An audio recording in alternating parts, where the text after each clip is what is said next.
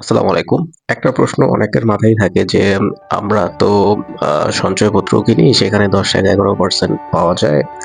আবার ধরেন ব্যাংকে টাকা রাখলে ৫-৬% বা কোনো ব্যাংকে হয়তো 10% পাওয়া যায়।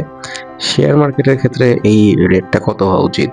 দেখেন শেয়ার মার্কেট থেকে আপনি ইয়ারলি কত পার্সেন্ট কামাবেন এটা ডিপেন্ড করে হচ্ছে আপনার স্কিলস এর উপর, মার্কেটের কন্ডিশনের উপর এবং সেক্টর ওয়াইজ যে একটা গ্রোথ আছে সেটার উপর। সো আমি যদি বলি তাহলে শেয়ার মার্কেট থেকে যদি আপনি একদম নতুন হয়ে থাকেন সেক্ষেত্রে আপনার কখনোই 15% এর বেশি রিটার্ন ইয়ারলি আশা করা উচিত না। সো যদি আপনি ৳১,০০,০০০ ইনভেস্ট করে থাকেন স্টক মার্কেটে সেকেন্ড হ্যান্ড শেয়ারে সেই ক্ষেত্রে হয়তো আপনি 15% রিটার্ন ১ম বছর এক্সপেক্ট করতে পারেন। যদিও ম্যাক্সিমাম ইনভেস্টররা ১ম বছর লস বুক করে। সো যদি আমি বলি সবার জন্য তাহলে শেয়ার মার্কেট থেকে আপনি কখনোই ২৫% এর বেশি রিটার্ন আশা করা উচিত না। এটাই স্বাভাবিক এবং এই রেটটাই বেশিরভাগ ক্ষেত্রে কার্যকরী। সো আপনারা চাইলে শেয়ার করতে পারেন যে ২০২৫ সালে এখন পর্যন্ত আপনাদের কত পার্সেন্ট রিটার্ন আসছে। সো ধন্যবাদ সবাইকে পুরোটা